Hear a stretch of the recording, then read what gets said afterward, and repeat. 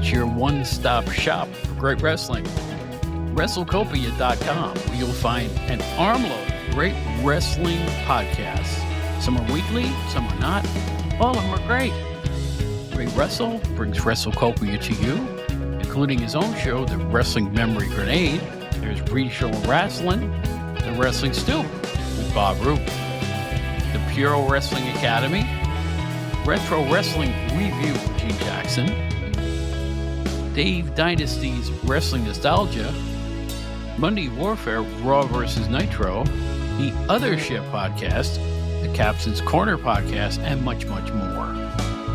Great hosts, great shows. I guarantee you'll learn something every time you tune in to the WrestleCopia Podcast Network. Where do you find all these shows? How about starting it this way? Just log on to WrestleCopia.com. There's nothing else like it anywhere.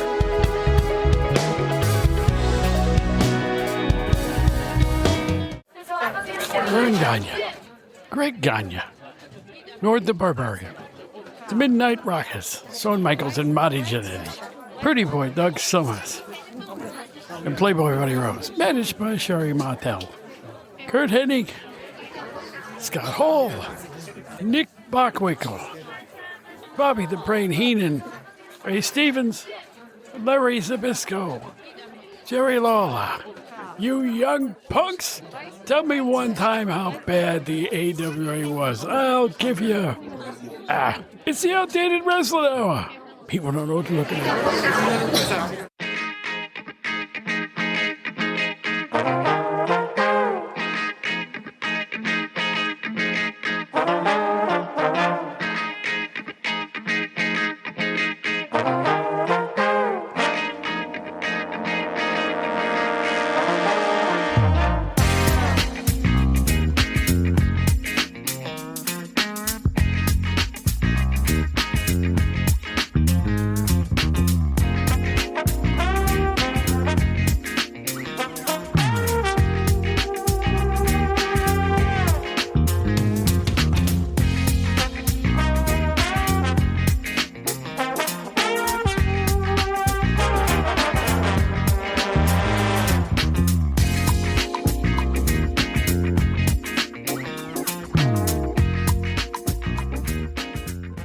Welcome back, everybody. My name is Bob Smith, and this is the Outdated Wrestling Hour. Thanks for coming back for another episode. On this one, Mike Leotis rejoins us, our wrestling maven from Wrestler Weekly, and we're going to take a long, loving look, and I mean loving. This is an appreciation for the AWA, the American Wrestling Association. And as always, we have our co-host, Joe Puccio. I can't believe what I'm seeing, folks. I can't believe it. I'm looking at our studio monitors here, and it says Joe on it. I don't know what to call you now. I know that's your real name, but you never put your real name in the box. What are you feeling feverish? Come, boy. Tell me the entire situation. Well, Bob, is that my real name? Do you really know that for sure? That's a good thought. Yeah, you know what? No one ever changed their names to Joe or Bob. I'm telling you right now. It's like George Carlin's old joke about getting laid by the sound of your name. Yeah. Who's there? Tito, Chico, and George. Tell George to wait. It's funny. Joe's always been I was always a little underwhelmed by my name. I mean, it's my grandfather's name, so that's great. That's why I was named after him. Oh, okay. Joe Puccio. But there are several Joe Puccios. I remember growing up, I always wanted something a little bit more snazzy, a little bit more unusual, something that wasn't as common, which I'm sure you can understand. I should talk because, my music name was Robert Charles. Right. And people go, why'd you change your name? I'll tell you why. There's too many famous Bob Smiths and Bob Smith's is the most unexciting name. I felt like George Carlin did. Nobody wants to. Yeah. So, and I even changed the spelling of the name because there was another Bobby Charles out there. So I spelled it Charels. Now, why did I choose Charles? What was my father's name? My middle name is Charles. Yeah. So I cut out the Smith. Now, I know a lot of performers do that. Like Ronnie Earl is a famous blues guitar player, but his full name is Ronnie Earl Horvath. Get it? No, Ronnie Horvath is not doesn't ring you off the tongue. No, Ronnie Earl does. But Ronnie Earl is great. Yeah. Yeah, it's great. Commerce. Yeah, yeah. I wish I had a better name. I really do. It's the dullest name in the lower 48. I don't know what to say. Bovis Bavendi would be better. Hello, this is the Outdated Wrestling Hour with your host, Bovis Bavendi. That's an old Steve Allen joke.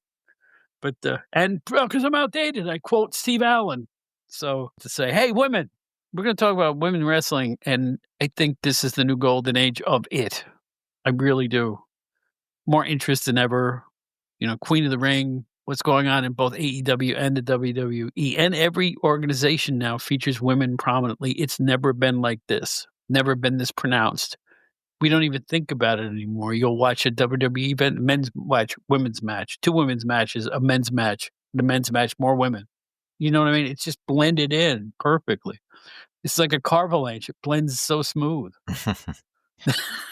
It's So, Joe, I think this is the golden age of women's wrestling. What do you think? Yeah, I think different now. I think one of the key indicators, like you just said, is that now when women are on the card, when there's a women's match, you really don't even think about that it's a women's match. It sort of just is a match on the show. And, that was not always the case.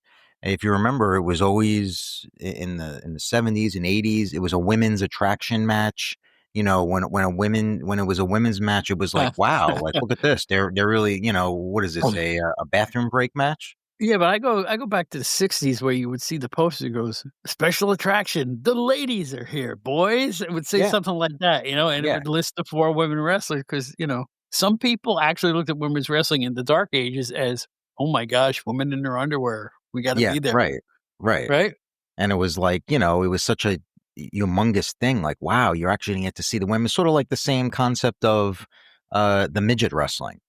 Back in the day, it was like it was on a farm. You didn't see that all the time, but when you did, it was a special attraction. Wow, and obviously they could say midgets back then. It was the midget wrestling. That was it. Now, obviously, that's not really a thing anymore for the most part in wrestling. But except for a league that runs around, there's an ultimate. Oh, I think I they know still all about use it. midget wrestling, and they do bars and clubs, and they still tour with the hardcore midget wrestling matches. Well, it's funny you bring that up because several years ago, I did a story. Now, this was going back several years. I actually did a story for my website, and it was on the Micro Wrestling Federation. Micro, that's right. Okay. And the reason why I did it, I was in contact with the promoter. And the reason why I was hooked up with him was that they were coming to Wantagh, New York, which, as you know, is right here. Mulcahy's, exactly. I was around for that too. This wasn't all that long ago. I remember this. I was working for the Good Times entertainment newspaper, and they were hyping that particular show, and I helped them right along with the hype because it's like, well, there's my milieu. Yeah. And there they were, and they were on a national tour. Yes, they were. And I saw that it was coming to Mulcahy's, which is a venue that I always liked, whatever reason it was for if I was seeing a show there or just going for the bar. But I spoke to the promoter. He said, yep. He gave me a couple of press tickets. And I said, look, can I get some interviews with some of the guys or the girls, whatever. Sure enough, I went there a couple hours before the show started. I was backstage. You got to see. I mean, this was some sight. It was basically me with about 10 of the midget performers, guys and gals. And I'm just sitting there with my tape, with my recorder, and I'm talking to all of them, whatever. And again, it's on my site. I did a whole feature on it. It was great, by the way. It was a really well done show, very entertaining. I went with a buddy of mine. So anyway, that's a little off topic, I know, but it was. No, I get it though, because there's the thing. I don't think you'll ever see. I don't know what to say other than midget. I'm sorry. I'm using the term midget because that's what they use in wrestling for 50 years. I'm going to have to just use that term. I can't think of another way to say it succinctly. Yeah. So if I'm offending anybody, I really don't mean to. It's just the word they used. But I don't think you'll ever see midget wrestling again in a major wrestling league. I just don't see it happening. It's passé now. I don't especially know. the way it was presented, the Sky Lolos and Lord Littlebrook. Lord Littlebrook, who was, I understand, a very cool guy. Littlebrook was a very nice guy. Yeah, I don't know. It's a good question, if we'll ever see that on the grand staging. And I really don't know. I mean, I can say that the performers that I saw that night, they were very professional. These guys, they're not, it's not like old school midgets that we remember when they go on the ring and they, bite the other guy, they bite the referee's butt. and all this stuff. Yeah. I mean, Yeah. they weren't Yeah. doing that. These guys were actually having, there was comedy, of course, but these guys were actually doing, good wrestling. I mean, it was entertaining. They knew how to work.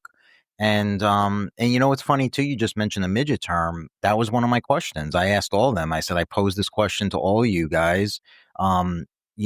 Do you guys get offended by the term midget, being that, a lot of people are going to refer to that when they're seeing you? And it's funny, I would say, if I remember, the majority of them said no, took no offense to it. And I think there was one one of the performers that actually said, I'm different. I don't like it.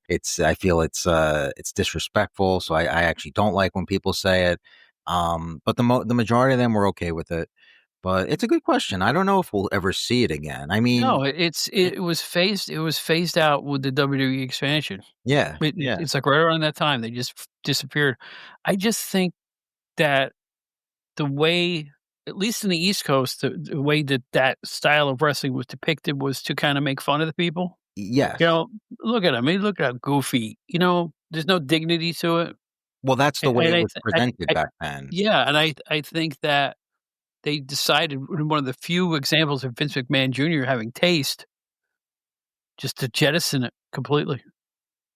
I understand there were some political reasons for that too, with a couple of the performers who were unhappy for certain things that happened to them, but, we won't get into that. Right. But let's get back into the women, because Yes. that's why we were talking. But, it's good to, we're an outdated hour. It's good to bring up midget wrestling because, God, I hate using the word, because you just told me somebody doesn't like it, and I don't want to say it now. But that form of wrestling was a big part of the sport in the olden days, Yes, it probably was. from the 1940s on, or maybe even the 30s. There's got to be a book about it. Got to be a book And about it somewhere. And when I started watching wrestling, it was one of the things that my parents, told me about. They said, "Oh, Joe, back, when we were growing up, this is what you used to see, the midget wrestlers and this and that." So it was very popular too back then. I think people really enjoyed it. It was lighthearted. I think one other quick thing I'll say about it is it really depends if they ever did bring it back. It just depends on the presentation, because getting into the women, I mean, the women attraction matches back in the day were also not really supposed to be taken as seriously as the men's matches. It wasn't a joke or by any standard, but it wasn't really supposed to be the main event like a men's match was. So if they could somehow bring that back, phase it back little by little, where it was taken seriously, it might work. I just feel like there would have to be a lot of reteaching, the fans and the way their attitude towards that. Because I think their first instinct when they saw them come out, let's say like a Hornswoggle type, if somebody like that came out, I think their first instinct would be that, oh, this is supposed to be a joke. This is supposed to be funny, which obviously they would try to make it a little bit more serious. So who knows? We'll see. You never know. We don't need them. We've got the Young Bucks. Anyway, Oh, Anyway, I can't help it. But no, seriously, back to the women. I'll say it again. I watch WWE's wrestling pretty religiously, and I look at the women's division. I can't think of a single one of them doesn't deserve their spot. They're all really good. It's like I say, Triple H seems to be the Lauren Michaels picking out wrestlers, because he always picks out ones that are ready for prime time. And the top of the top, I mean, from Rhea Ripley to Becky Lynch to just go down the list to, Charlotte's back, and, Alexa Bliss is back. One of the Bellas is back now. I don't know if I'm so thrilled about that, because they were probably the most limited of all the stars in terms of in-ring style. But yeah. I'll tell you what, the reason I like the women's division is a real simple reason. When they get in feuds, they get into for old school styles, for old school ways. It's never this long drawn out thing where, there's this big drama backstage and they're beating each other up by the commissary. It's usually, I don't like you. I don't like you either. Let's fight. To me, that's enough. Mm-hmm. So Yeah. I find that the simpler booking of the women's division is more palatable to my wrestling flavor scheme, or whatever you want to call it. It's just, I'm entertained by it. And I'm amazed that some of these women do what they do. Io Sky, Oh, she's the how best. has she not hurt herself ever? Yeah. But she hasn't even come close to hurting herself. She has the most unbelievable bounce factor of any professional wrestler, in that she can do this big leap on something and she bounces off the mat like it doesn't even faze her. Right. She's amazing in the way she sells and her punishment. It's like you can't hurt her. I don't want to say that because Kairi Sane just came back. She's been hurt multiple times. But, wow, Io Sky is just something special there. She is. I mean, no secret that she's certainly my favorite of all of them on the current roster. Kairi Sane is a good one though too. I mean, she's excellent as well. There really aren't many of the current women on the rosters of, I would say, both companies. AEW as well, that are really not not worth it, not worth to have on the roster. Even Charlotte, who I am not the biggest fan of her work. I got a little tired of her after a while. Even her, I mean, you can't deny uh she's a great worker. She does a great job in the ring. Now she's with Alexa Bliss. And I've always enjoyed Alexa as well. I've always thought she was really good. And going over to AEW, Tony Storm is in my top 5 of people that I stop what I'm doing to watch. Yeah. Not only the matches, but those ridiculous interviews. And they are ridiculous. But I'm They're very entertained over the by them. top. I'm entertained by her. She's just, her style is so natural to her. And how they ever came up with this, I think it was all on her. I think this was all her idea. Really? Okay. Yeah. Well, people know who she is now. Yeah. Between her and they have some great people in that company. Between her and Mercedes Moné, obviously, former Sasha Banks, who is always loved her. I am not a fan in the slightest. Yeah. I just think it's the whole thing. Didn't I just see her holding up 8 belts or something? Well, that's the gimmick they're doing. Like, what in the world? I mean, they're paying her more money than the gross national product of a Pago. I mean, it's just she's I don't see it. I don't see it. I don't see. Now, when she was with WWE for a short spell, she really did have a nice run. I remember her matches against Charlotte Flair, which we talked about. That's fine. But I just think it's another wrestler they're letting kind of book themselves, and I don't think she's good at it. I don't know. I mean, I know that the current angle, the current gimmick they're doing with her, like you mentioned, is she's collecting belts all over the world. So I don't really have a problem with it. I don't know. She's always been I feel like from a working standpoint, she's one of the better workers they have. Her matches, like you said, with Charlotte. What about her great matches with Bayley years ago on some of the NXT shows, and then when they went to the main roster? So I always enjoyed her work. Athena is another one in AEW. For the most part, she was in the ROH brand in AEW, but she is really, really good too. She's with Billy Starks, who's really young, and she's really coming into her own as well. So I feel like they have a lot of talent there as well. There's a couple here and there that that might need a little work. I still think Jade Cargill in WWE is. I feel like they still need to work with her. I don't get that. I don't understand why everybody hates her. I'm reading so much negative thing about her. Listen, she's a larger woman and does large woman moves. Andre the Giant could not take part in matches that were very athletic. She's still athletic, just in the strength category. I see her as almost, like I say, like a Sid Vicious type, only a female. You see what I'm saying? Yeah. Sid Vicious got by with 4 moves. All right. I don't know why everybody has to be so cookie cutter. Well, I think with her, I think in her case, when they first brought her in to WWE, however long it's been now, I think there was so much anticipation, and I was sure that they were going to put one of the belts on her pretty quickly. And I feel like they've soured on her a little bit because they haven't put a belt on. She loses. She's lost a couple of the last big matches. Obviously, they're going full throttle with Naomi now and a few others. So I don't know. There's a part of me almost feels like they maybe were expecting a little more from her as well. And the reports were that they were working with her in the PC in the Performance Center for a while, trying to get her better. I don't know. She really, and I know you probably don't agree with this. She did it for me way more in AEW. I felt in AEW the way they booked her as this, like you said, this like superhuman. She would come out, she would just demolish everyone, whatever. I kind of like that. In WWE, I just feel like she's really hasn't really hit her stride like I think they wanted to, as people like Rhea Ripley has, who Rhea Ripley is a big, strong type, but I feel like she's actually, a great wrestler.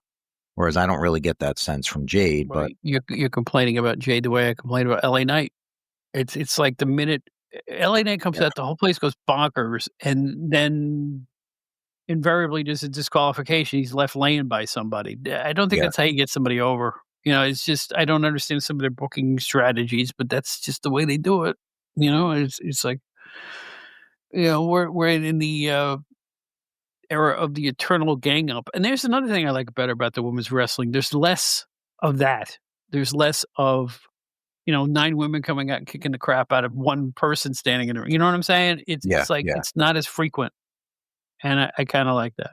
Women really more than hold their own. And I think it adds a colorful lilt to what goes on in pro wrestling. And I think give me some more. It's fine. I'm loving it. I agree. There's nothing, again, there was a point years ago where they had the stigma of, oh, this is just a women's match. You can skip this, or you can walk out, get something to drink or something. And that is absolutely not the case anymore. Look at SummerSlam.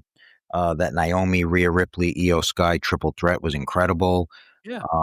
You had a couple of other. You had the Charlotte Flair Alexa Bliss match. They were against the Judgment Day, I think, which was pretty good. The Becky Lynch match was a little overbooked. That one had its issues, but I don't really think it was there. I don't think it was on them. It was more just the booking. So yeah, I mean, it's certainly not that anymore. It's right up there with the men. Well, I think one of the things that's helped is the Moolah factor is gone. Yeah. When you used to see a women's tag team match, which was invariably the special match of the card in the 70s into the early 80s, was, those wild Hellcats are in there again. And they all wrestled the same. They all looked the same and they all wrestled the same. The one-piece bathing suit type of thing, and they would pull hair and throw people around the ring by the hair, and it was always cookie cutter. The matches were invariably exactly the same. And the other problem with women's wrestling when it came to town is you didn't know who they were a lot. There was just 4 names. They weren't on TV every week because they were a special attraction. And because they were a special attraction, you didn't have a favorite because you didn't know who they were. Seriously, I think that was a problem with women's wrestling in the day, right?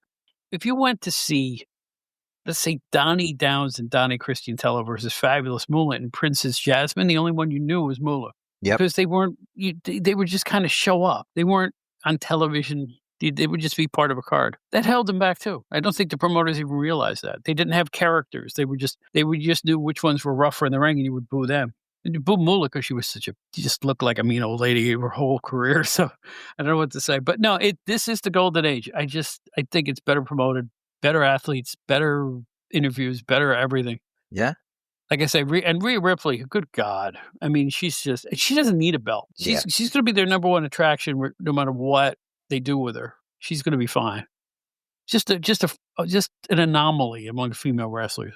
I think they asked just recently, Paul Heyman was on an interview, and they asked him to name 3 or 4 current stars that are going to be main eventing WrestleMania for years to come. And he mentioned a few people like Braun Breaker, a few of the other guys that I can't think of offhand. And one of the names he said was Rhea Ripley. He said she's just, in a league by herself as far as her charisma, her ability, the way she connects with fans. They definitely have something with her. And who would have ever really thought it? That's the other thing is that, yeah, she looks impressive, of course, and you just can't tell sometimes because they have a lot of female wrestlers like that are really great. But sometimes there's just one that really sticks out and the fans seem to take to more than others. And I think in WWE, it's by far Ripley. I think Io Sky is close, and it sucks to say this, but I think in her case, it's the part that sort of holds her back is a little just because of the language thing. She speaks English, but, it's not her first language, and she's got the, sometimes she can only say a few things in her promos. So I think that actually holds her back a little where it really shouldn't, but it does. But Rhea Ripley is, they're going to the moon with her. And you know what? Rhea Ripley legitimately looks like she's having the time of her life. Mm-hmm. When you see her in just away from the ring or mingling with fans and stuff like that, she looks happy. That helps. No, it does. Yeah. And that has nothing to do with her in-ring countenance either. That could be something entirely different. I just think the fact that she seems in love with her job means a lot. Yep. And I think that will carry her a long, long, long, long way. It's almost like she's a beacon of light in an industry that can be kind of dark sometimes. Let's hear it for all the ladies. And here's another thing. I wonder how many female listeners we have out there. I just don't know. I can't. I've spoken with a couple via social media, so we do have a few. There is a few. Just because we're an outdated hour, it doesn't mean that we can't have some younger listeners or female listeners or even, dog or cat or two. I think it would help. So who knows? And by the way, the podcast industry is very, very frustrating. You know that? Recent Friday comes along, right? Now, I use TuneIn a lot. And as you know, I always do a post-mortem of the show. I listen to it the day it comes out. I know it's the same file, but I listen to it again anyway. Just see what it sounds like in the car, on my headphones, in the radio, you name it. So I'm listening. I go to TuneIn and we're not there. They didn't have the show on the day when it was supposed to be out. And I'm like, Jesus, is it going to come out here? What happened? That company seems to be one of the bulky ones. They wouldn't even take they didn't even take any new podcasts for a long period of time when I brought out the entertainment hour. So we just quit it. We're not on TuneIn. So that's the one bulky podcast app that's just, it's been kind of a pain. But for you fans who are looking for us, here's what you do. If you look for us on a certain app and you don't find it, or you see an issue, thing isn't there, go to where it says about, where every podcast that has an about, click that, goes right to our website. You listen to it right there. So it's like one more button and you still have your show. Okay. Yeah. You know what I'm saying? So, yeah, everybody has the way they like to. How do you like to listen to podcasts? What do you use? I go back and forth. Sometimes I just go on the browser and I just, go to the website and look at it. That seems to be the easiest way. Sometimes I use one of the apps. It really depends. Which one would be if you said I'm going to listen to a podcast? Do you have a favorite or more one that you lean on? For a few of the other podcasts I listen to, I use Podbean. Yeah, Podbean's great. Yeah. Yeah, they're pretty good. I use them. I would say that's my go-to. We use that in this household quite often, Podbean. Yeah. It's a good smooth app. There's no fooling around. It's just easy to use. Yeah, I recommend that too. It's a good one. Now, I'm a bit fond of podbay.fm. Oh, okay. I think the app just went away. Oh, okay. Yeah, I don't think I've There's used still a website. I have my wondering what's going on with Podbay. They've been very bulky. The services have been up to date. I wonder if they're long for this world. Every so often you see a podcast app just disappear, and I hope that's not the case with them because I enjoy that one. They put an emphasis on wrestling too. So it's just, I don't know what to say other than, it's like the baseball thing we talked about in the last episode. Baseball and wrestling. Yep. As soon as you get comfortable with something, they're going to take it away from you. Right? I was just thinking that it's true. It's like now you have to, what app do you use? Oh, where can I find this? I mean, the good thing where it's a little different than the baseball analogy is that you can pretty much find it on all the, for the most part, it's not like where you have to go to one app or you have to find this. You can usually find it anywhere. But sometimes some of the other ones are a little bit more, sometimes some of the apps or the websites are a little bit trickier than others. You do a search and it doesn't come out. You have to use a certain keyword. So sometimes it's a little tricky. But for the most part, if you have a little patience, they'll all work. Yeah, I guess so. We were using Stitcher. Went away. Oh, yeah. Yeah. Remember Stitcher? Yeah, that had a huge following. They just said, no more. Yeah, I haven't heard about them in a while. Yeah. I don't get it. But, Spotify has been good to us. A lot of the other ones have been really, really helpful. Like I said, for anybody looking for any podcast, every podcast has a website. Or use the what I call Dumbo's browser method. Just type in the name of the podcast in a browser, any browser. You will either find where to get an app or listen to it right there on the website. Or, of course, we're also on WrestleCopia.com. Yep. Which is, by the way, a great place to find new shows. And you hear an ad for it in every one of our shows because I think we've been with them about a year now. So it's been a wonderful association with Ray Russell, and we just want to say thank you again to Ray for the hard work he does, and he does work hard. I don't know how he does it. He's got a big family at home, and he's still putting out 13, 14 podcasts on his app and his own shows, which are just like unbelievably researched, looks at history. It's unreal. The guy is just a fabulous talent in the podcast world. He's great. We got to get him back on the show too. I got to get him on when you're here because I think you'd have a lot of great questions for Ray or somebody who's running a podcast app. Yeah, that would be great. And you're right. How does he find the time? I mean, how does he find the time? Just thinking about myself, just doing my regular kids. Yeah. yeah, my regular job every day, and then, my website, and, working with you. And it's just, obviously you have a million other responsibilities, and it's just like, there's not enough hours in the day, but that is a lot to take on that he does. So that's impressive. Well, since you're complaining about your schedule, I'll let you go. we're gonna get on to our guest.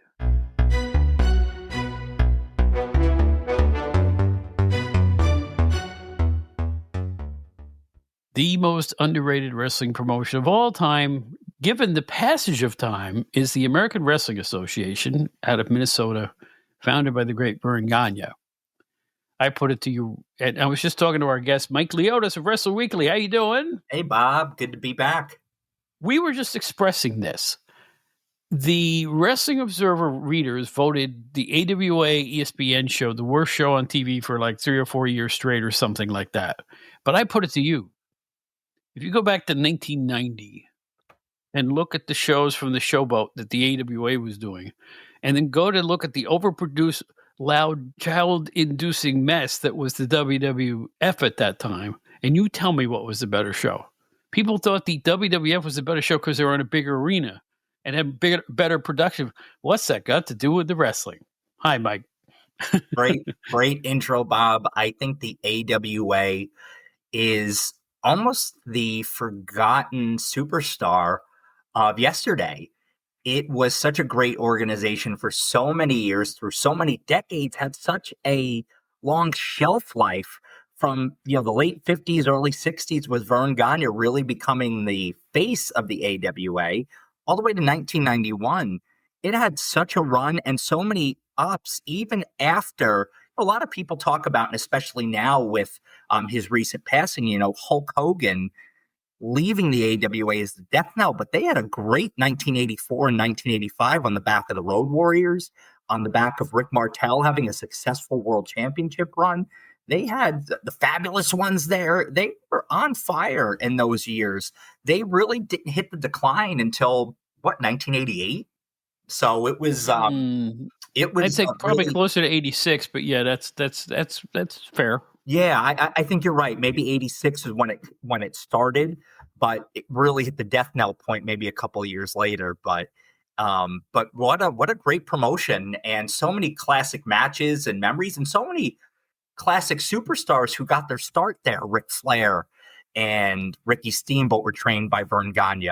You saw the Texas Outlaws, right, get their start up in the AWA. So many greats who went through that Minnesota territory. Well, this is going to be a celebration of the AWA. And in that light, I want to give a shout out simply to the state of Minnesota's athletic acuity in the 1980s. So many people came out of Minnesota as professional wrestlers. Yeah, Eddie Sharkey. It's scary. Unbelievable. It's scary. Yeah, between Verne Gagne and Eddie Sharkey, it's nuts. Yeah, there was one right? There was one high school that had something like somewhere between 9 to 11 eventual pro wrestlers in the graduating class from one of those years. Robbinsdale. It's amazing. Robbinsdale, that's right. Robbinsdale High School, yeah. Unbelievable. Incredible. I've never heard of anything like that. And the funny thing is, a lot of them were bouncers at a local bar named Grandma B's. And Eddie Sharkey would discover these guys, and they would train them. So there were guys such as the Road Warriors, Rick Rude, Curt Hennig, Barry Darsow, who later on was Crusher Khrushchev and Smash of Demolition. Some Tom Zank was there. So many great athletes. Nikita Koloff, who became a huge superstar in the NWA. So all these guys from Minnesota was a hotbed of wrestling talent. John Nord, who was in the AWA, is Nord the Barbarian. So a lot of great talent came right from the hub of Robbinsdale.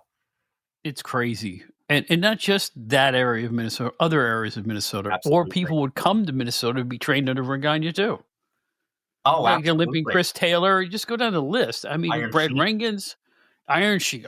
Probably one of the greatest they ever trained. Astounding. I always thought the quality of the wrestling was really good. And if you wanted to know what it was like for you younger fans out there, I think it was kind of like a cross between the WWF and the NWA of the time. It really was. So. But then again, Minnesotans had a tendency to be friendly, polite people. A lot of their good guy wrestlers were friendly and polite. right? Absolutely. Jim Brunzell and Greg Gagne and Brad Rangens and go down the list, Tom Zink, and all the faces were just, people loved them because they were nice seeming guys, and that was the formula. That was the formula in the East too. I think the Crockett's overall style was grittier. Like their good guys weren't as pure. Do you know what I mean? Yeah, Southern wrestling. It was a grittier, bloodier style. And it more blended to that, that devious Southern gentleman kind of behavior where, he might tell you to bless your heart, but that doesn't mean what you think it means. Yeah, true. Well, the AWA ran from 1960 to 1991, according to my statistics, which is a nice run. That's 31 years? Yes. Felt longer because Gagne was around a lot longer than that. Of course. Even my father in upstate New York knew who Verne Gagne was. He used to always mispronounce his name. Well, he didn't know how to say Gagne, so he said Gagne. Oh, Dad. Verne lended to some excitement. Verne a lot of time gets a bad rap because of maybe his behavior as a promoter or people seeing him kind of as this hard style promoter, but he was an excellent professional wrestler. He was a major star, and Verne was on top because he was the top guy. He was the highest drawing guy, and he knew what he wanted, and Verne was so celebrated, and it's hard to see his legacy somewhat tarnished because people have some bitterness towards his promotional tactics. And listen, Verne wasn't always, the smartest when it came to some promotional tactics, as we saw at the end there, but no promoter's perfect. But Verne, to me, definitely deserves a higher calling or a higher spot in wrestling history because he really was great. The AWA soared for many more years than it failed. And I think that deserves to be commended. Well, I think even before he formed the AWA, there were products named after Verne Gagne. He had a full head of hair too, folks. Yes, he did. I just want to remind you, he wasn't always the oldish looking. I tell you what, when Verne was 40, he looked 60 by today's standard. No, by today's standard. Very true. People have a tendency to look younger these days, and I don't know why. A 45-year-old guy looked 75 back in the... No, I'm serious. I believe it. I wonder why that is. Do you have any idea? I can't even figure it out. We take better care of ourselves, maybe? Maybe because we know more things and, we can take care of ourselves in these new and different, maybe, I don't want to say better, but these different ways. But yeah, guys, I mean, you take a look, right? Hulk Hogan, was 35 years old in 1992, and he looked awfully 45. Yeah. Everybody's different. Yeah. I mean, Ox Baker always looked 55. He did. I think Ox was 50 when he was born. Another AWA star. Before Ox even put on the eyebrows and that honking big mustache, he already looked older. He did. Do you ever see him as just plain Ox Baker originally without the facial right. Yes, he looked. Yeah. It looked like he owned the general store in town.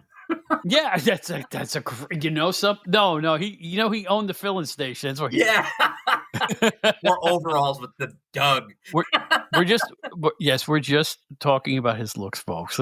Yeah, we know he didn't own any of these things. So this is just the way he looked in those days, those early days.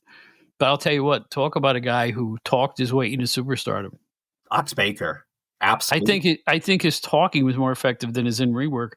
I don't think he was a specialist in long matches or anything like that. No. He was a specialist at hyping his heart punches being lethal, which, I keep reading about that. And I don't even say, because there were two men who died following a match with Ox Baker.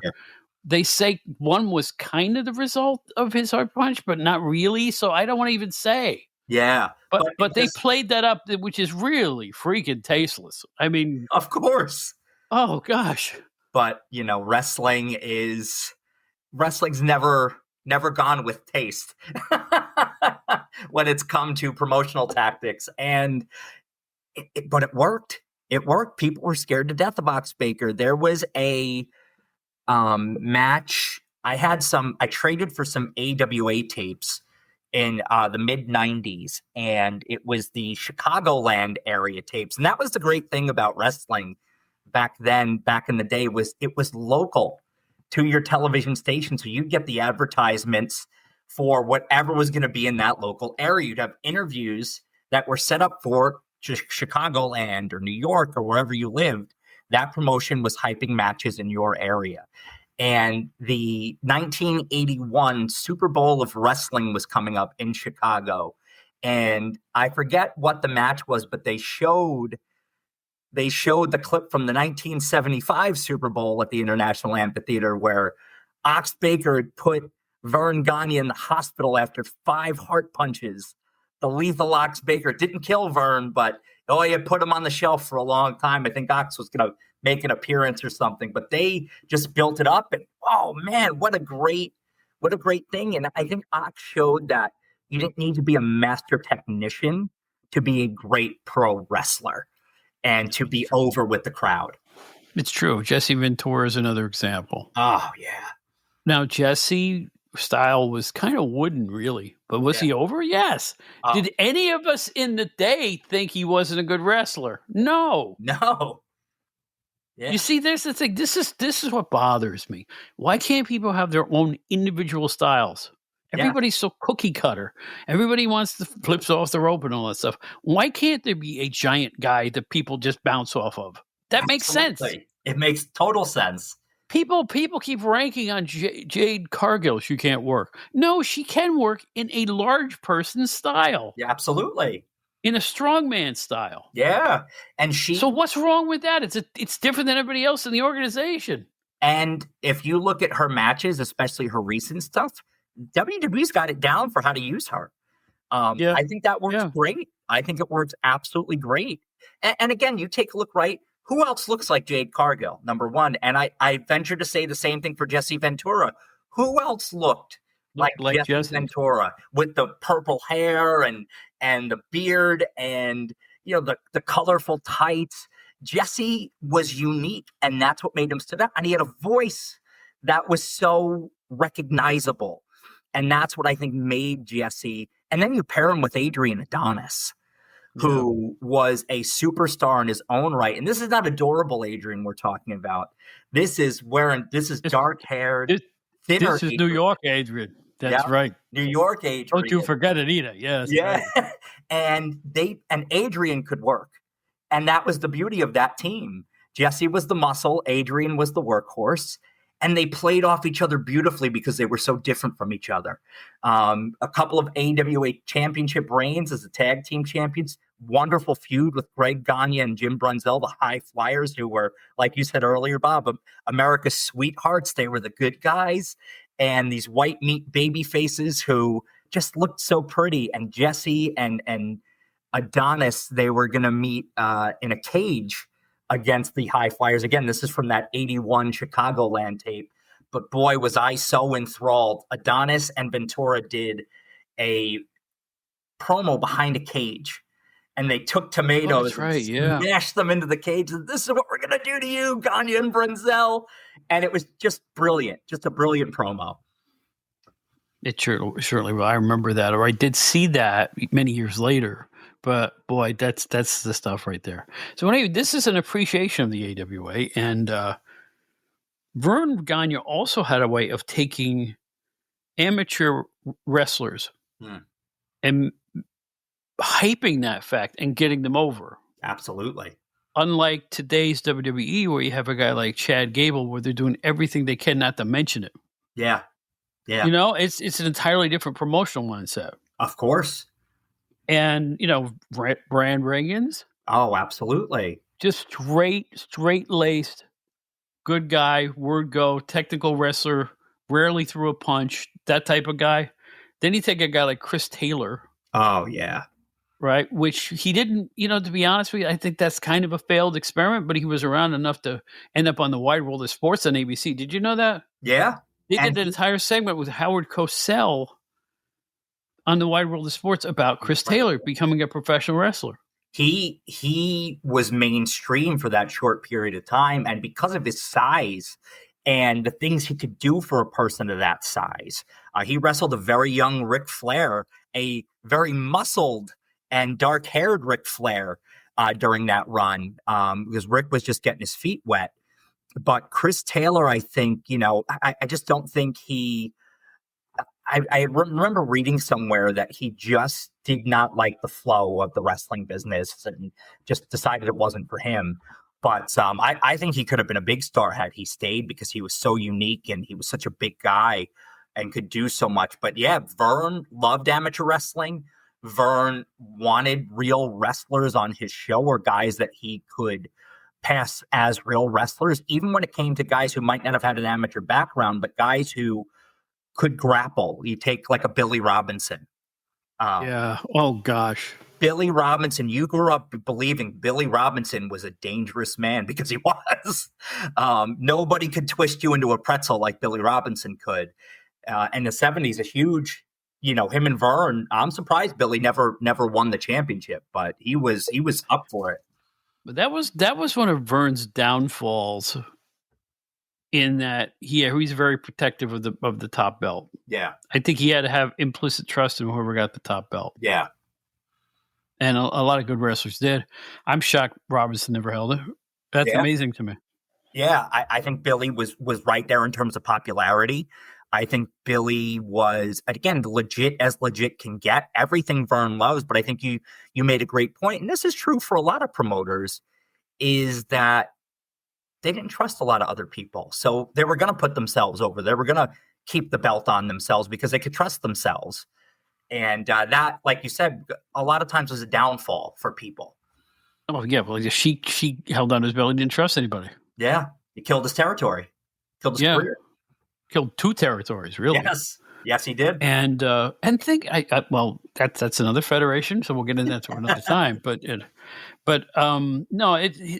fact that he could take legitimate athletes and make pro wrestling stars out of them was a skill. Oh, absolutely. Absolutely.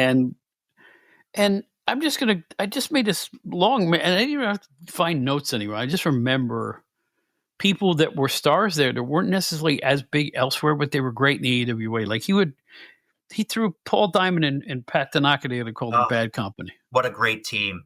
I thought they were a fantastic team. I thought they were going to be around forever. Yeah, I really thought that they had it, and you even saw when they went to the WWF, they had great matches. I know Paul Diamond had to wrestle under the mask, but they had incredible matches while they were there. I think their size worked against them in other territories. They were small guys, but they were incredible. I mean, they took the belts from the Midnight Rockers, who were on their way to the WWF and superstardom. And I really thought and they were paired with Diamond Dallas Page, who could talk. Diamond Dallas Page was a treasure in those days as a manager. That was his first big break. You're right. Diamond Dallas Page was great. Even Paulie Dangerously, Paul Heyman, got his break in the AWA. Now, is that exactly true? Because I thought he went there after maybe having a fallout with the end. Well, I thought that actually followed one of his NWA stints when he was managing Adonis and Orton and stuff like that. So he had. I'm trying to remember the timeline on that. I thought it was relatively, because Adonis died in July '88, so it had to have been '87. He came to the NWA in '88 with the original Midnight Express. So he actually proceeded. Okay, he worked everywhere. That's the problem with Paul Heyman. He worked everywhere. He worked in Memphis in '87 because he was managing Austin Idol and had the hair versus hair match with Lawler in the cage. And then went to the AWA, started managing Adonis and Orton, then managed Randy Rhodes and Dennis Condrey, who were the AWA Tag Team Champions. Right. And then the Angle, which, again, another time for another show, but came in, attacked Jim Cornette and Bobby Eaton and Stan Lane, and that was really when he caught fire. One of the great TV moments. Oh, wonderful. Our entire staff, including non-wrestling fans, were sitting in the conference room at PWI, and I had the VHS tape. I said, you got to see this. And when Dangerously hit Cornette with a phone, it was like a giant, whoa! Because it was perfect. Yeah. In fact, maybe the grisliest thing on NWA TV, maybe ever, because he had a good taste to wear a white suit. Yeah, Cornette knew how to do business, and that, I mean, I still remember that angle. Just he's on the phone. What? Who's here? What? Right, and then he goes to the ring, and they just bash him. Oh gosh, wonderful, wonderfully done. And I'm saying, folks, we are going to cut from time frame to time frame here because there's so much to go over. And I have a scatterbrain because I'm 116 years old, and but I still remember the things. I just don't put them in chronological order. I know there are some historians who listen to the show would find me, you must be accurate, young man. Well, I'll tell you what, I'd rather have fun. And we do. No, Facebook. I'm telling you, Facebook has got me at my wit's end with some of these people. I'm just, All right, I got to stop reading so much Facebook. Anyway, Ken Patera. Ken Patera was huge star. Man, is he a great heel in the WWF or in his first run there. Yeah. He had 2 runs, and they were both really, really good in the WWF. Not the post-prison one either. He had 2 runs before that. Yeah, and man, he was a great heel. I almost thought he was the lead heel in the WWF for a while when Backlund was on top. Well, there was a point he was the Intercontinental Champion and the Missouri State Champion at the same time. Yeah, that's right. Yep. 1980 was an incredible run for him. Him and Backlund had in the Garden a Texas Death Match, and I believe it won the Wrestling Observer Match of the Year that year, which I think it was the first ever 5-star match that Dave ever rated. But just Patera could work. There was a version of the Heenan family that saw Heenan obviously leading, and I'm sure we'll talk about this other gentleman at length, one of the greatest, maybe the greatest AWA champion of all time, Slick Nick Bockwinkel, who just everything he did was smooth. He could talk, he could work. Everything Bockwinkel did to me was gold. He's one of the unbelievable talents.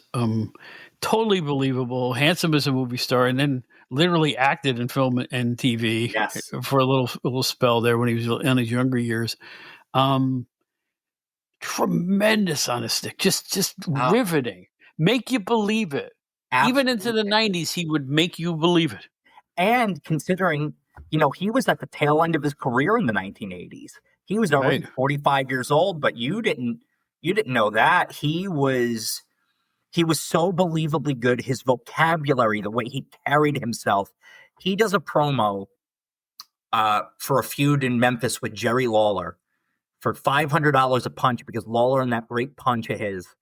And he said, Lawler's not a great wrestler, but he throws a hell of a punch. And he says, I can attest to that because I'll be sucking soup through a straw for the next 3 days. But it's just so good. And, him. So then you have him and Heenan, who is, to me, the greatest manager of all time. Yep. Big Bad Bobby Duncombe and Ken Patera.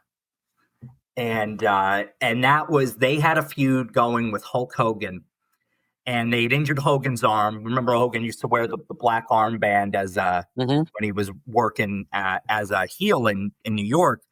So they injured the arm.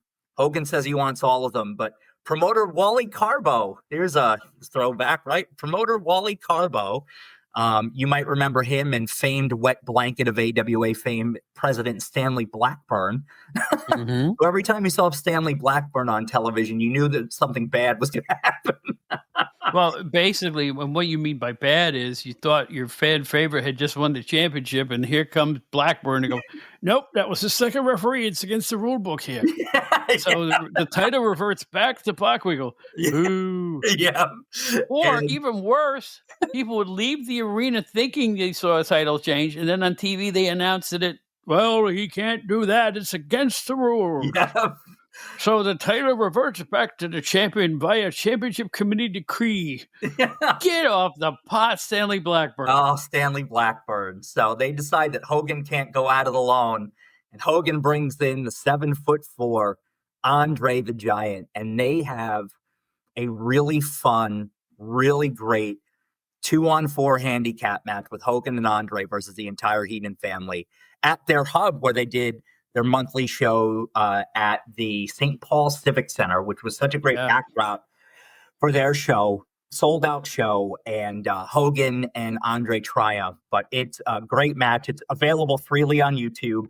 I highly suggest it, and the interviews that accompany it coming up. It's just a great way to look back, and you see the greatness of the heels that were the Heenan family, that Nick Bockwinkel was, that Bobby Duncombe was, that Ken Patera was, and Bobby Heenan. Now, I will admit my knowledge base does not know if Heenan started with Dick the Bruiser or Verne Gagne or both at the same time, because he seemed to be working both spots a lot. Yeah, I want, because they had a working agreement. They did. I think too. So Indianapolis, Heenan, I want to say, got his start in Indianapolis. I think that's true. And Dick the Bruiser, obviously, him and the Crusher, the Great Crusher, were AWA, I believe, they were tag team champions in the AWA. Crusher and Bruiser, yes, they were. And, had a lot of success there. But, yeah, Heenan got to start there managing the Blackjacks, the Great Blackjacks, and a lot of other folks. And Heenan did so much before his WWF run that is out there and available for you to watch. And if you are a fan of Bobby Heenan, and here's the thing about Heenan could wrestle. A lot of people don't know that. I talk about it too much on the show. Bobby Heenan was an awesome light heavyweight. Awesome. Nobody flew out of the ring more entertainingly than Bobby Heenan. And it looked like he got killed. Yeah, he absolutely. flew over that rope and with such skill. And he could brawl. He sold like he's a millionaire car dealership. Yeah. It was just, wow. I can't say enough about him. The more I see him, the more I learn about him. I did meet Bobby Heenan. Oh, okay. I met Bobby Heenan when I worked for WCW magazine, and Colin Bowman and I presented him with his manager or his announcer of the year trophy. Okay. His plaque. And he goes, great, I'll put this right where it belongs, right next to my toilet. So, right. And I can't say the way Bobby said it, but that's what he said. He, to me, again, the greatest of all time, but he could make you laugh in spite of yourself. He could make you hate his guts, and you love to see him get it. And it was incredible. I think too, we would be remiss. I'm sure this has been covered elsewhere too. Talking Indianapolis, just want to send out sincere condolences on the great Wojo, a great wrestling champion, passed away at 73, and our good friend Jerry Jaffe, Dr. Jerry Graham, broke that news just recently. And great Wojo really was great. It was really in his name, a tremendous amateur wrestler, tremendous professional wrestler, and human being. I couldn't get it into the show in our previous edition. It happened right at the cusp of the release, so it was really too late for me to edit it in. But I wanted to say, we'll just talk about it here. The discovery of that classic 2 or 3 years of Bruiser Bedlam when Jerry Jaffe had the book. It was a miracle. And all you need to do, you people who keep telling me it was a Fleabag organization, go to the end of the line, all of you. Yeah. Because if you look at those tapes and see the heat, and you see the size of the crowds. Jerry Jaffe told me when they closed that organization, all the investors got a bag of money. Yeah. So how was it a failure? Not a failure. All the wrestlers got paid too. Absolutely. So no, it wasn't WWF. No, it wasn't the NWA or AWA. But you know what? It survived. It hung on until 91, 92 or whatever it was. Yeah. And even then, they were breaking stars like Al Snow and people like that. Absolutely, they were. So I am now I am telling you, to be the age that I am and find a throwback organization that I can watch and enjoy and not know what I'm going to watch before I see it. Yeah, is incredible. That's the magic of videotape, my friend. Dave Dynasty, thank you out there, man. I am telling you, not only that, but I've made friends with Chris Carter and Jerry Jaffe. So, come on now. I got to meet Jerry through you via Facebook, and I had reached out with Jerry, and he said, well, any friend of Bob Smith is a friend of mine. And Jerry, he said that? He said that, yeah. And he said he had sent me a photo of him when he just broke into wrestling in Detroit. And I had asked, "Oh, do you like working in Detroit with the Sheik?" Oh, I loved it. I just loved, working in wrestling, and he's just a tremendous human being, and I'm really glad to have made a connection with him, and a connection with you, Bob. This is some of the greatest things, and I hope all the listeners and all your listeners. I mean, the podcast is doing wonderfully, but to be here and to share these memories with all of you, and to talk about wrestling, from a historical standpoint of what it meant to us and what it made us feel and what it still makes us feel. I watch those tapes back and it still makes me feel something. You can read cage match and get match results, and you can see title changes on Wikipedia, and you can get all the facts and figures through some great books that are out there. The idea of this show, however, is to give an appreciation and what it was like to be there, to be alive at that time, to know what was going on, to collect wrestling magazines, to discover VHS tapes. You know what I mean? Stuff that really were exciting to us when we were just small fry in our short pants or whatever. Absolutely. That's basically all I'm trying to do with the show. That's it. Everybody else can do a shoot. I don't care. Yeah. This is working. Now, once in a while, somebody will say something on the show, a guest or a wrestler, something will say something that's kind of a shoot. That's up to them. I didn't prod it out of them. If they, seriously, if a wrestler comes on the show and says something a little bit controversial, I didn't prod it out of them. Like when I had Todd Gordon on. He had quotes that made all the internet. But, the thing is, he said it. I didn't ask him to say it. Yeah. Yeah. So it just works out that way sometimes. It just does. It just works that way sometimes. But anyway, to get back to our friends with the AWA here, there's just so many stars came in and out of there. But even at the same time, Verne and the staff there, they had a way of making stars out of people who weren't stars before. Yes. Like Doug Summers. Doug Summers, absolutely. That tag team with Buddy Rose, who was a main eventer wherever he went, and gave Sherry Martel her first managerial role, and she was spectacular. Yeah. Oh, absolutely spectacular.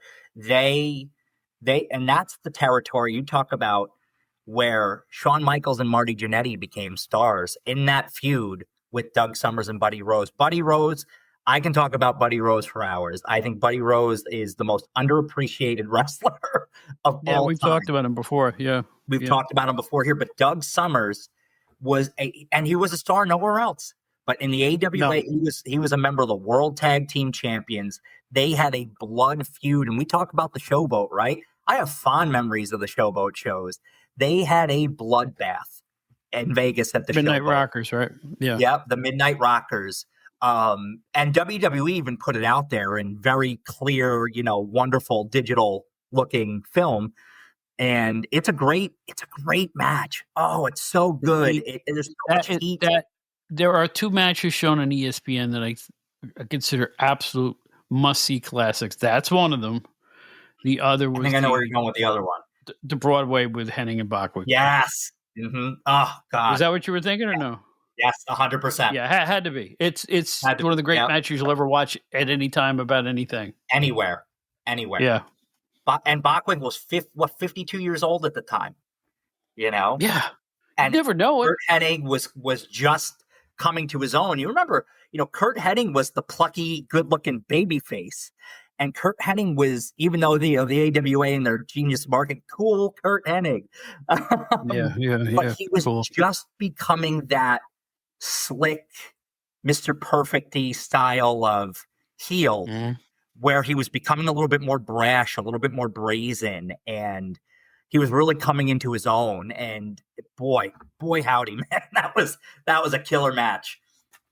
It was absolutely. And I was looking at my notes here. Yeah, there was definitely a joint agreement between Bruiser and Gagne. Okay, and guys like Crusher and Bruiser went back and forth. Moose Sholok. I used to love Yukon Moose with the moose head. He used to wear. Guys, for you younger people who may be listening, the guy would have an entire stuffed moose head, a legitimate giant moose head on his head and shoulders. You have to see a video to believe it. Yeah, and he was a giant man. Yeah, he was giant. Man, what is he? 450 pounds, legit. I think. Just crazy. And I saw a contest with him and Bill Miller. I couldn't believe the size of both of them in the same ring. Unbelievable. Yeah. Him and Bill from like 1974 in Indianapolis. It was wonderful. And other guys that came in, Sailor R. Thomas and Spike he was a big star. Spike Huber still bodybuilds, I believe. He's in tremendous shape. Yes, Spike Huber. The only way you build my body is it gets bigger. That's all I know about my body. Jeez.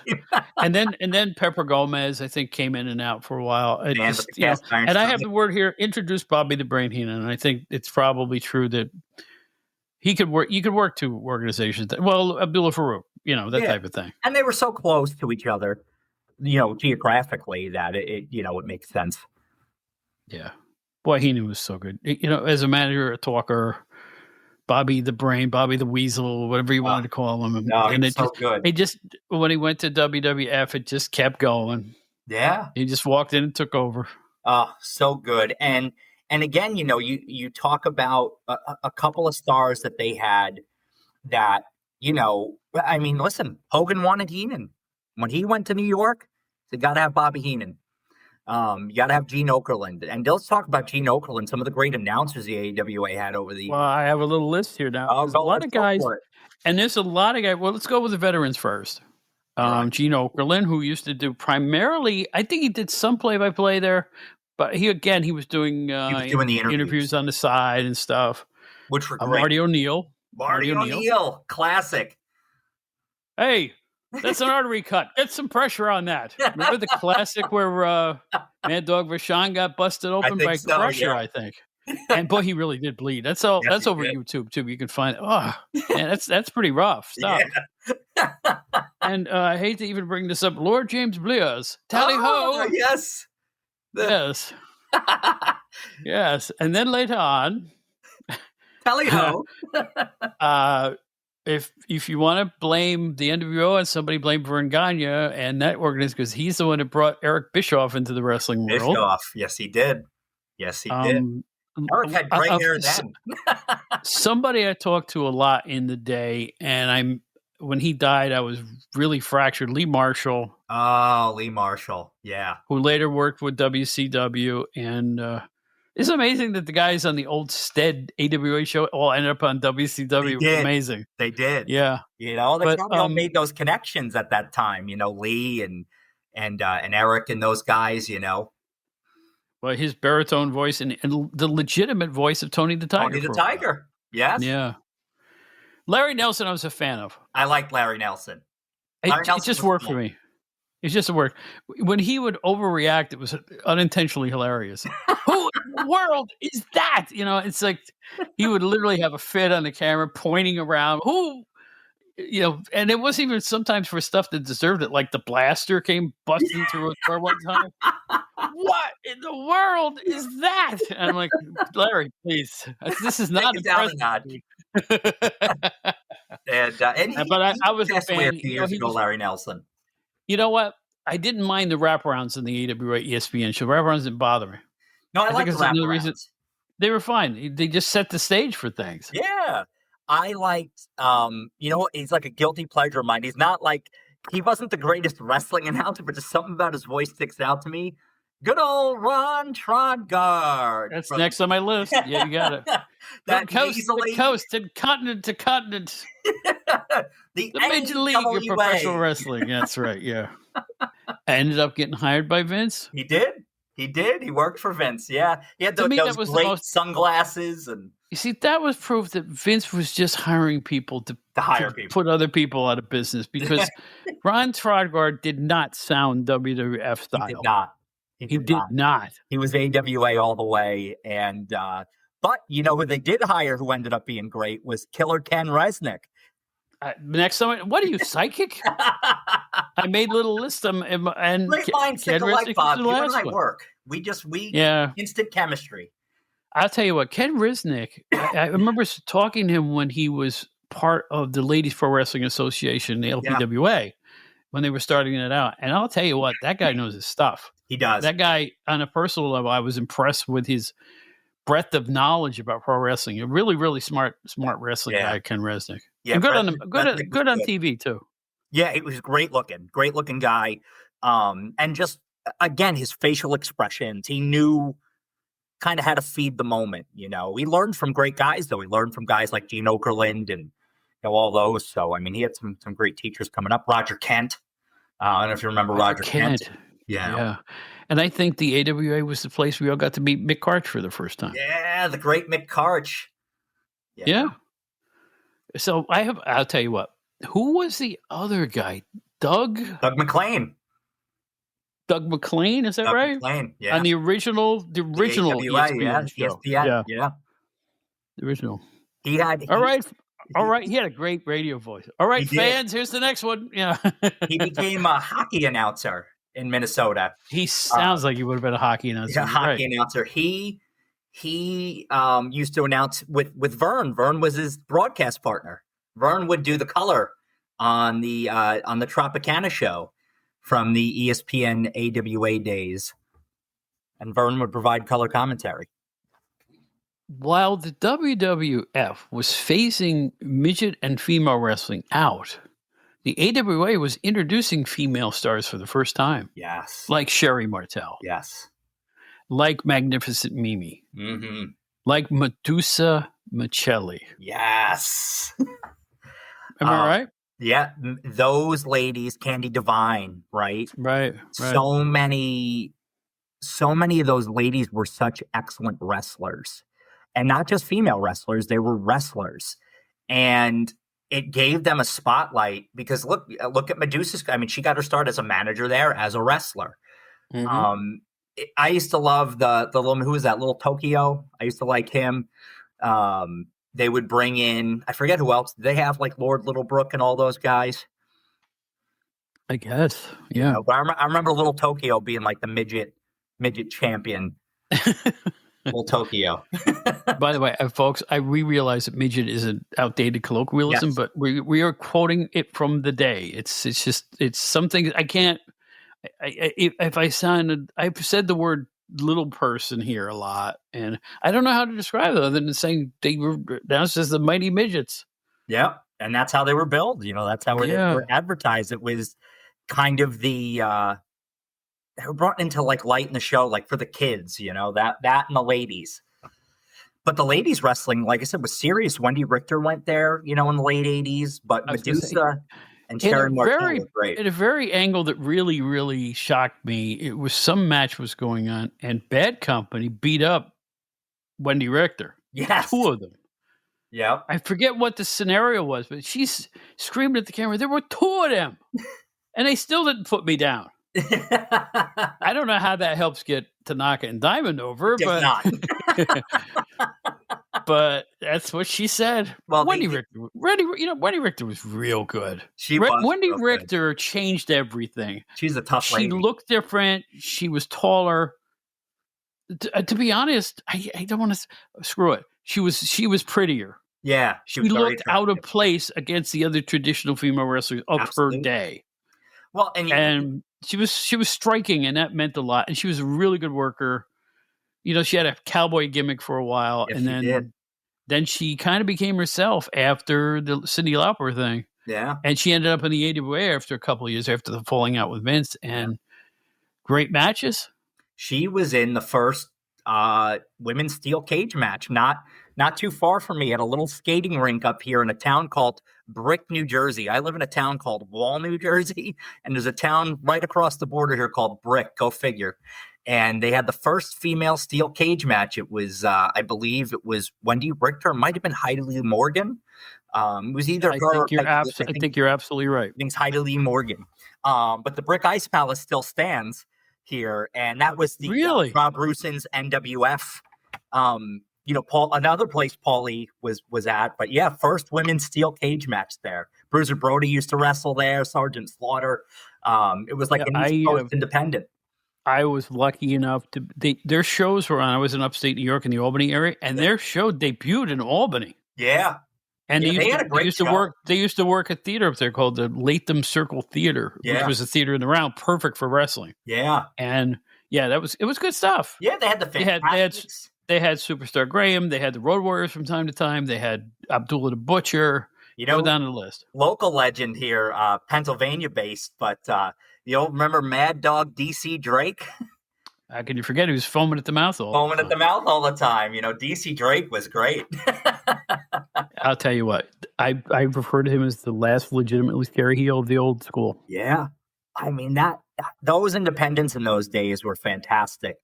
He was Cactus Jack before Cactus Jack. Yes, he I'll was. call a spade because he was doing some daring stuff at small shows. Absolutely, he was. I saw him fall off at a balcony once.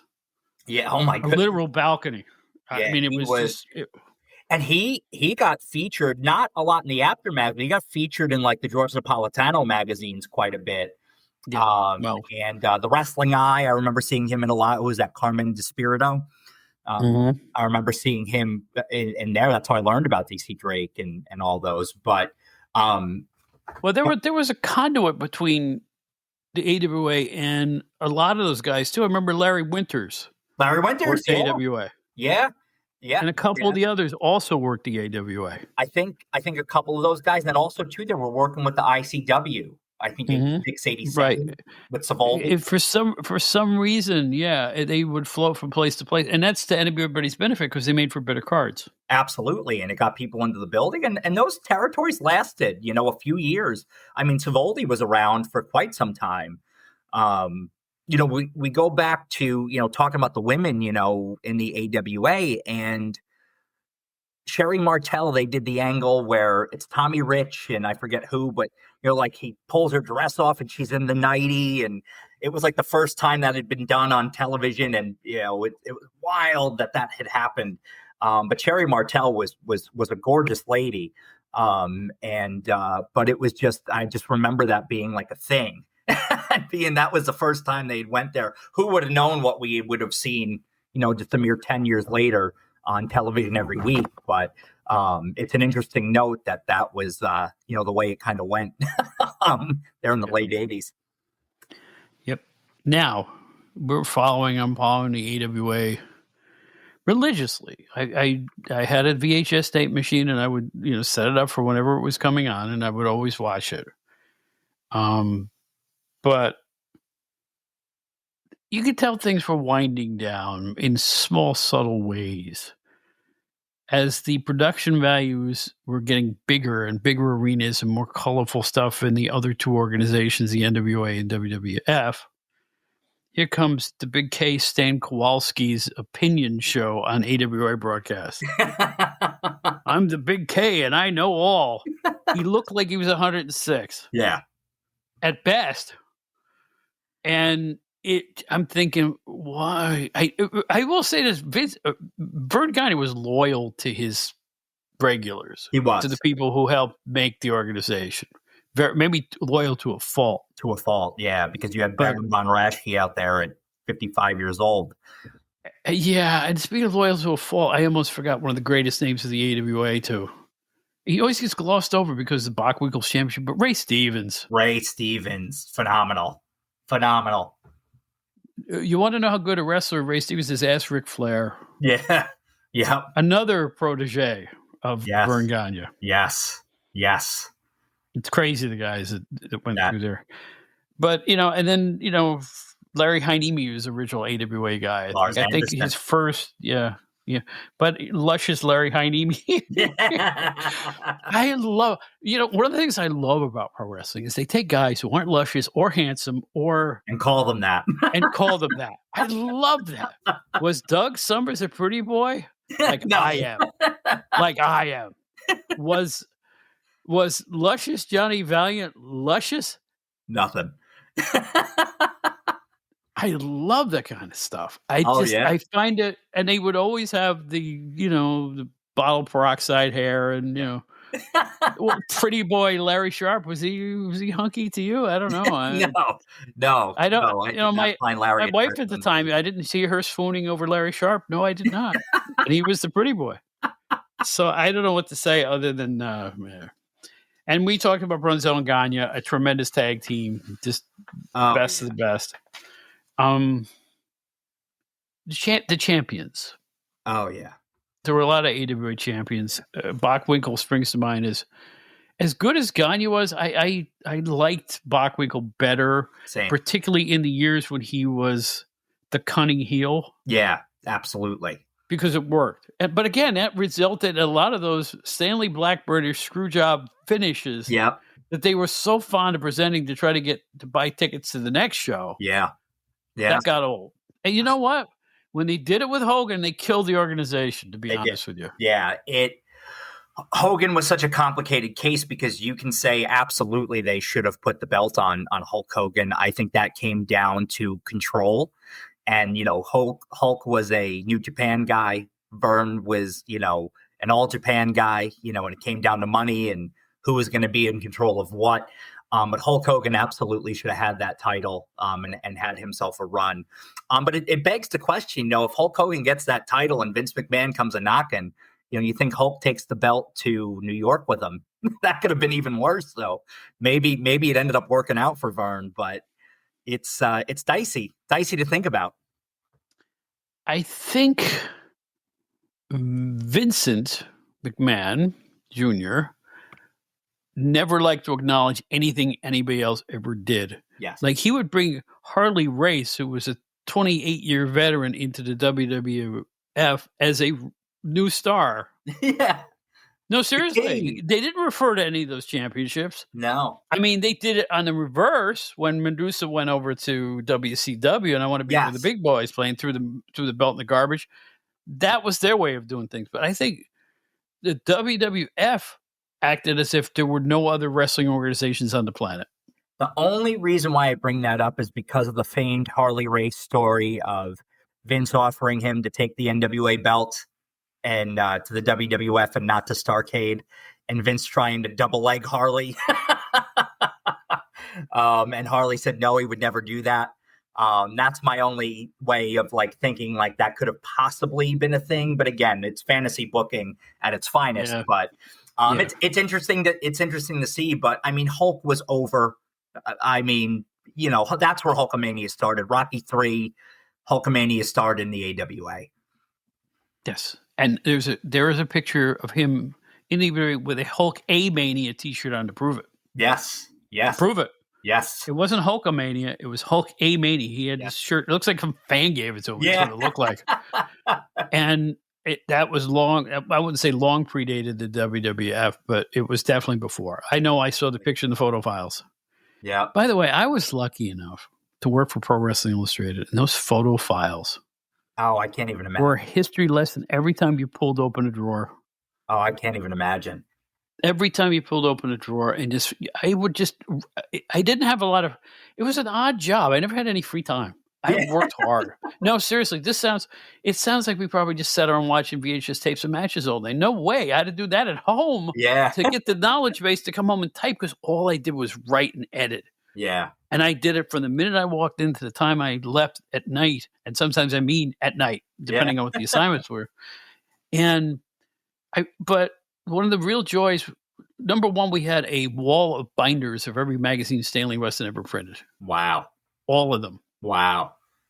The other side of the office, where we all sat in kind of a cafeteria style place, on the other side were the photo files from wall to wall. Wow. A to Z.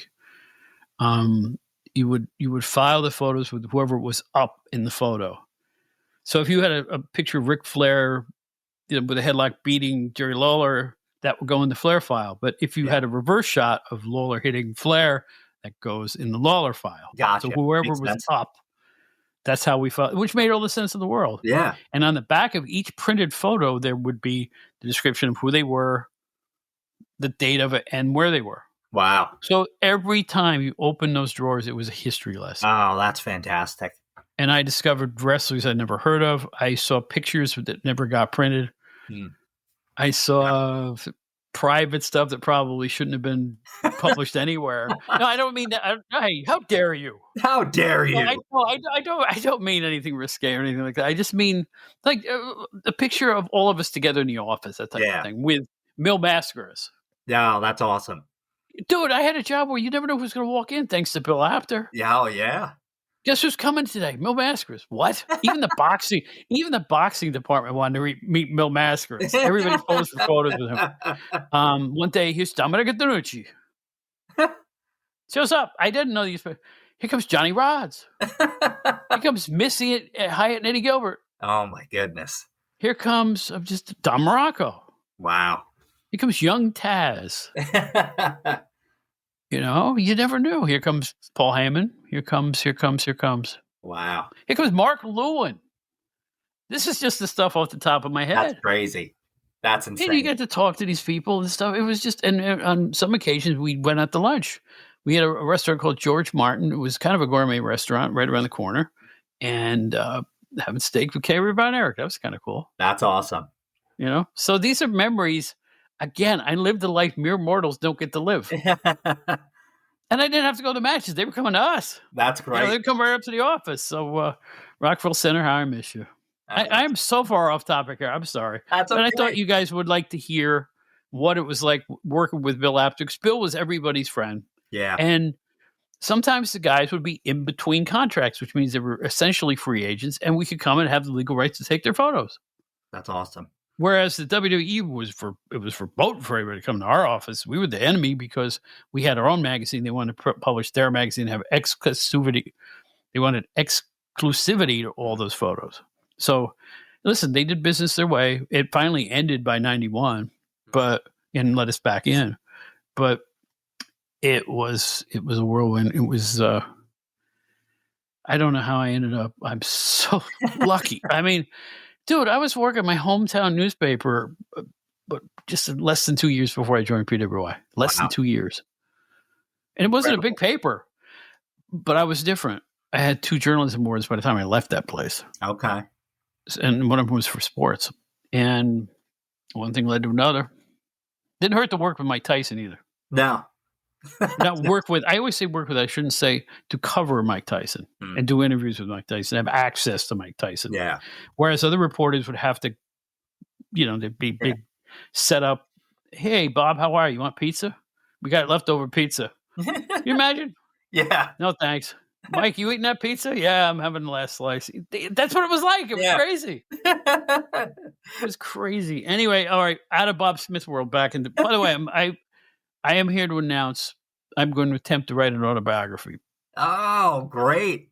Ian Douglas has convinced me that my life between that and the music career I had is worth 400 pages. I would say so.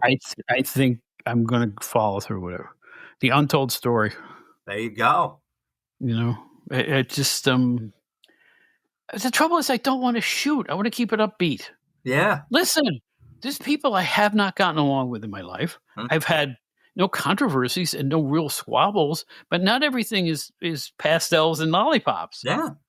But I think I would like to just let the world know how lucky I am. And I think the reason I'm lucky is because I worked harder than the next 3 guys. That's the secret of my success. Everything I've ever done.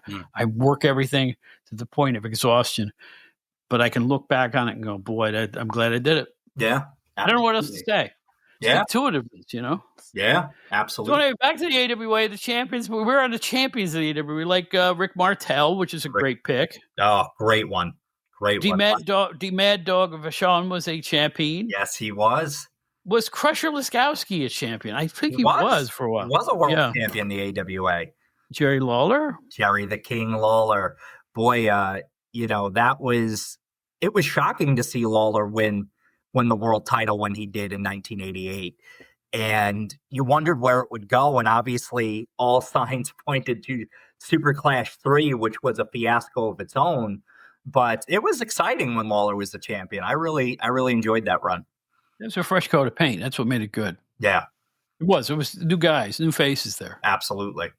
Larry Zbyszko. One of my personal favorite wrestlers, by the way, in terms of if I had to pick a top 10 of people I enjoyed watching the most, I think he's in the top 10. Yeah, I really like Larry Zbyszko. Again, I think he's underrated.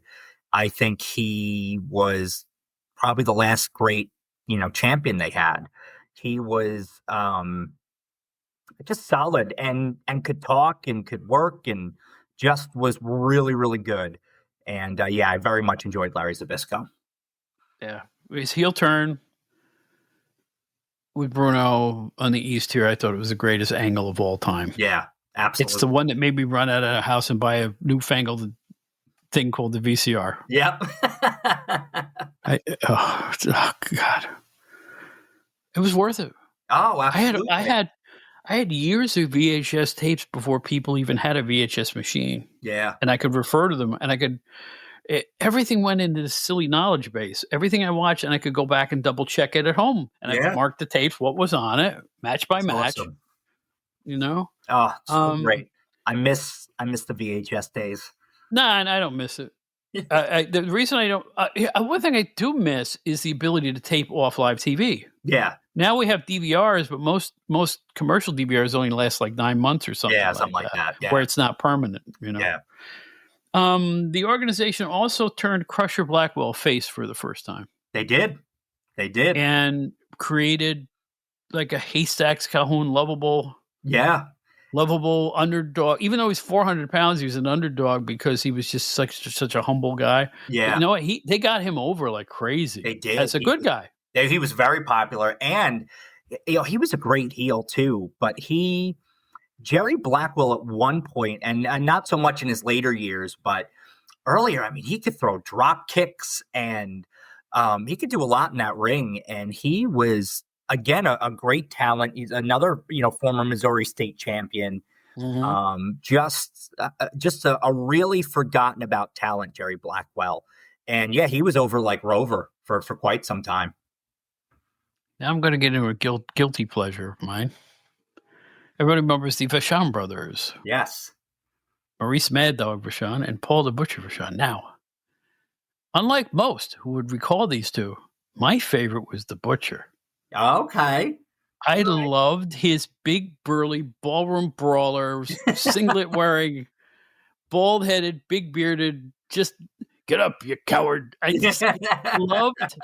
And he would like body slam some guy and then clap his hands. Look what I did. Oh man. It was corny. It was old school. He looked like a Popeye. But I don't care. I loved the Butcher. There was something, I thought his matches were immensely entertaining because he looked like he was having a good time. That's good. Yeah. Even as a heel, he looked like he was having a wonderful time.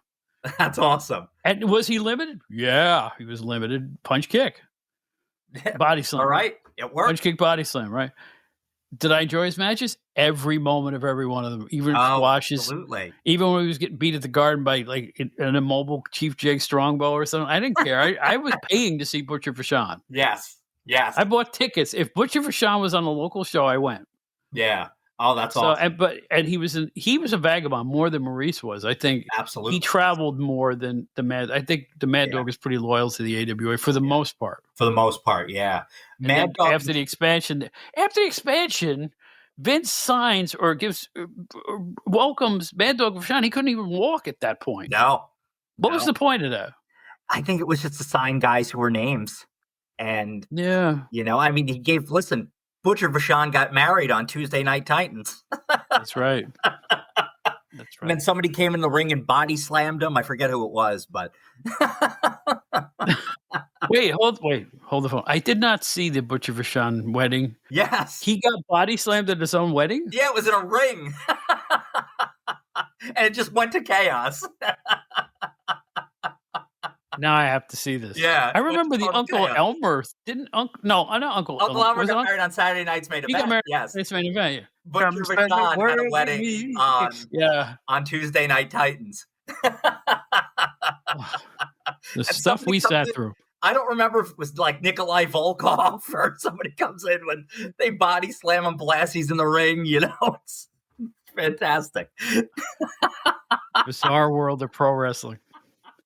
Here's another guy that people forget was a Gagne guy. Was it the Baby Bull? Did they call him Leon White? Big Van Vader? Baby Bull, Leon White. He was wrestling there and over in Europe for another former AWA champion, Otto Vance. Otto Vance, yes. Otto Vance. How frustrating was it that Otto Vance got the belt over Hulk Hogan? But Otto was a big star in Austria. And Leon White ended up working over there and really kind of come into his own. But he had a nice little run into AWA. I was, I didn't know he would become what he would become at that time. But he had a great size, former football player. And another guy who was an AWA champion who was a rival of the future Big Van Vader. Ran over the belt before he gave it back. Stan Hansen. Yep. Yeah. Stan Hansen. Yeah, when that was an All Japan deal, and All action in the AWA, no messing around. He was rough he was rough and tumble, and couldn't see, and everybody's favorite opponent, right? yeah, Yeah. But you know what? He was hell of a nice guy. damn good at what he did. I'm sorry. He was made you believe it. He did. One of those guys you didn't doubt. He was smacking people with his bull rope. He was. Yeah. Him, Brody, please, anything. Oh, by the way, Brody in the AWA. Yes, he was. Now, managed by the Sheephead on Al Casey. Now, they called him King Kong Brody in the AWA, right? Yes, because they didn't want to confuse with the Bruiser. Same thing when he worked Indianapolis. Right. So there's more residual from that. And then when King Kong Bundy had a short stint in the AWA, they had to call him Boom Boom Bundy because of King Kong Brody. King Kong, boom, boom. Let's call the whole thing off. Only wrestling. And I'll tell you what, when Hulk Hogan left, you know what Verne Gagne said when he got on his knees to pray before he went to sleep every night? Thank goodness for the Road Warriors. Yes. Oh, my goodness. Iron Man, the Road Warriors, it was perfect. They defeat the Crusher and Baron von Raschke in the aforementioned Showboat, August 25th, 1984. Day after I was born, Bob.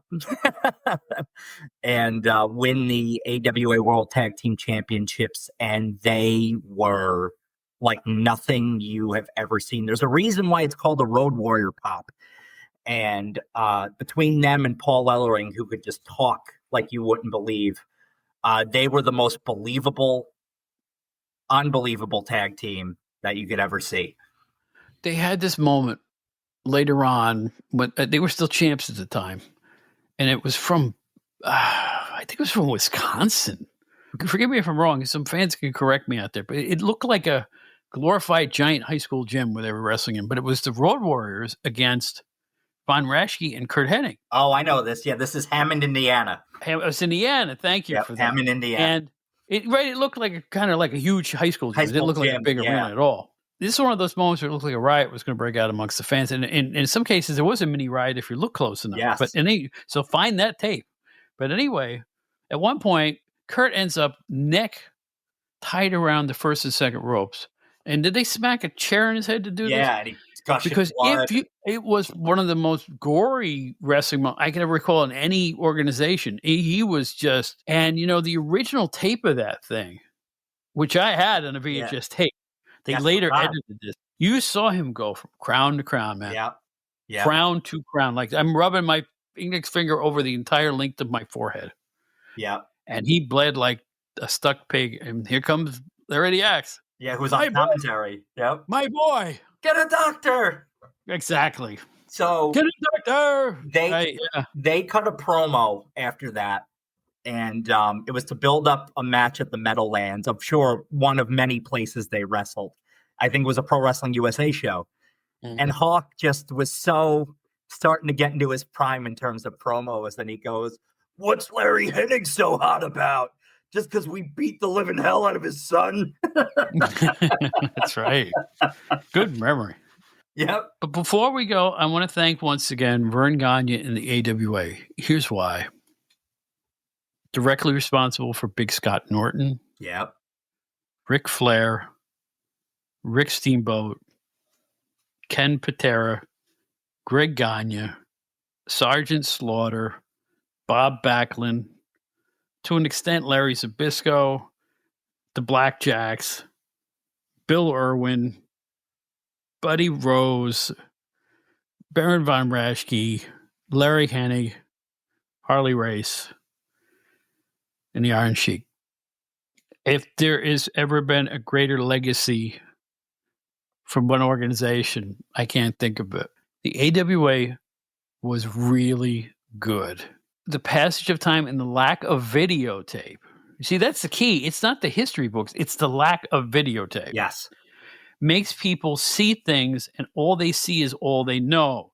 Like Baron Mikel Sakluna was a jobber. No, you didn't see him with belts on 2 decades earlier. if this show does nothing else, I want people to know that the AWA was the equal of the WWF and the NWA and the Crockett's and everything else you can name. And Dallas was a wonderful, vibrant territory for a long time. And Calgary and Florida was a wonderful territory. And nobody talks about them anymore. It seems like ancient history because it is ancient history. But that's the history that I was weaned on when it comes to pro wrestling. Thanks to the great magazines of the past. Thanks to the Miracle Video Tip. Thanks to people like you, Mike, who want to go back in time and relive all these great memories. It's the greatest of times. You look back and you see all the different styles of professional wrestling over time. And you realize, hey, world class was great. Yeah, it was great 83, 82 to 85. But man, there was a long history before that was just as great to watch. There's not too much videotape. Everybody knows the Von Erichs and the downfall and all that. But there's so much more to it. Same thing the AWA. People know the Team Challenge series and the Hogan bit and the Road Warriors. But man, there's so much more to it. Find yourself. There's some great 70s AWA available out there right on YouTube. Wahoo McDaniel, you'll see in there. Wahoo, yeah. You'll see in and out, but Outlaws. Great when he was there. Yeah. Giant Baba and Abdullah the Butcher from the amphitheater in Chicago. So many great stuff. Sergeant Slaughter's Super Destroyer Mark II with Lord Alfred Hayes as his manager. Lord Hayes, that's right. So many great things. See, we probably missed 40 AWA stars. Seriously, at least people either passed through or were there for a significant amount of time. We could likely do a part 2 on this. We're not even talking Wilbur Snyder and Pepper Gomez and go down the list. There's too many. Too many. It was such a great organization. I'm so glad that. Again, Bob, you're always so welcoming when I'm like, hey, Bob, can we talk about this? I just appreciate the great Bob Smith, who is just for me, like I said, for me and Scotty Richardson at Wrestler Weekly, the guys we looked up to were Bill Apter and Bob Smith and Harry Burkett and those guys. So just to have conversations like this is so life-giving and so wonderful. And to all you great listeners out there, love getting to bring this to you. This is just such a wonderful thing, and hope that not only did it maybe teach you something, then you'll say, oh, well, I'll go back and watch that. It'll show you something brand new that you'll enjoy. But, we hope that it just enlarges the circle that looks at this great wrestling and, creates more memories, friendships, and good things. So. And this is why we have to thank people like Chris Leotis and his Armstrong Alley area on YouTube, and Dave Dynasty and the Savoldi group that with I just resubscribed to that for a year. Yeah. Very inexpensive, by the way. And there's a lot of stuff there of all different federations from the past. I can't get enough of anything from the 70s today. I just can't. Yeah. That's my jam. 70s, you see, the 80s is your jam. The 70s is my jam. Yeah. And anytime I see something I never saw before, it's like, boing. Yeah. It's like, it's so good, I have started to dig more into the 70s now, and I am really not learning to love because it's great, but I'm seeing more and more that I'm like, oh, I got to explore this further. So it's really something, but I love it. I love the, it's just so great to watch. There's just something so real about it. And I think that's what I miss in today's wrestling. I still enjoy today's wrestling, but not anywhere near the same. It's more of a spectacle to me now. Where before it was, I lived for this. I needed this, I don't know. I'm probably the only wrestling pundit out there at this stage of the game. I know I'm not, but I feel like I'm all alone in that I long for the days of the CYO or the Armory or the high school gymnasium with one big Klieg light over the ring and the light would go down. Oh, I'd be good with that. And you see the shiny boots and the cigarette smoke in the air and hot dogs for 75 cents and sold by the local Glee club to raise money for the Boy Scouts or something, whatever it was. And then there was the gimmick table, which consisted of a magazine, go have your, which is usually the ring wrestling and the Kaiser things and stuff like that. It was so simple. It was so affordable. Yeah. But it felt like, I can't put it into words. And when you got a second row seat, you felt like the luckiest guy you knew. And the lights go down, and here comes a couple of preliminary wrestlers. And you think, there's no place I'd rather be. Yeah. Yeah. And you hear the ring bell. It's so loud, particularly when they put a mic next to it. Ding. Oh, yeah. And it was so simple. And it worked that way for decades, decade after decade. I miss Still works for me, is all I got to say. Yeah, absolutely. So, Mike, you and Scotty Richardson with your Wrestler Weekly. Please tell the fine folks how to see it, use it, enjoy it. But the floor is yours to hype. Thank you, Sa. Twitter, Instagram, or X, Instagram, and Facebook at Wrestler Weekly. Feel free, talk to us on there. We love hearing about the classic wrestling you love. I do more historical posts on this is what happened on this date and things like that. Scotty does some great themes like Throwback Thursday, Wednesday Champs, Friday Ratings, which features the old ratings pages from PWI and different wrestling magazines, which is really great to dive into. We have some books available for purchase. Family Bacon Wrestling. Scotty is at work hard on his second book, Belt versus Belt, which we're really hoping we'll have released sometime here in this next year. And but it's a great place to be, a fun place for the fans of yesteryear who enjoyed the territories and what made it pro wrestling to them, where you grew up. What was the wrestling that you loved and just lived for? So that's where you can find us. Always feel free to reach out to us. We're so happy to talk to everybody. What TV show used that expression? The golden days of yesteryear. What show was that? I don't know. That's what this podcast is. Those golden days of yesteryear when the men were men or whatever. It's just, I forget what, I think it was a Western. Oh, by the way, here's another, this has nothing to do with nothing.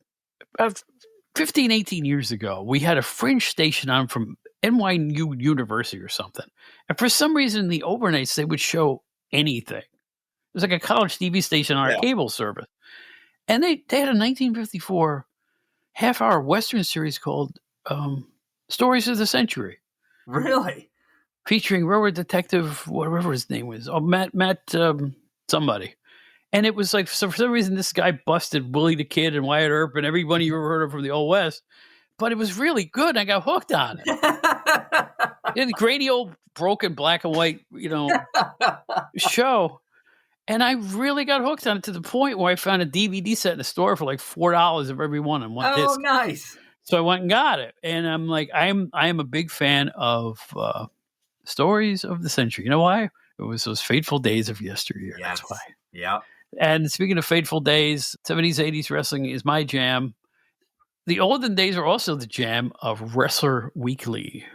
Scotty Richardson and our guest, Mike Leotis. Mike, you are a friend of mine, and I want to thank you for once again. You're going to get the 5-timers jacket in the mail. It won't be your size, unfortunately, but it's all I got. I get proudly above my mantle here. There you go. Yeah, 5. I need to get 5 times. We have a few guests here that are approaching 5. I think you, Craig Peters, Brian R. Solomon, people like that. They're 5-timers. I'm like, well, I need to get a jacket or something. Or just, hell of a group to be a part of. I'll buy the fashion G.I. Joe and send you one of those and call it the 5-timers jacket, right? All right. It's Mike Leotis. It's the AWA. And by the way, the WWE section on Peacock has some AWA. Check it out there. Check it out all over YouTube. Check it out anywhere you have an opportunity to see it. It's well worth your time. Thanks, Mike.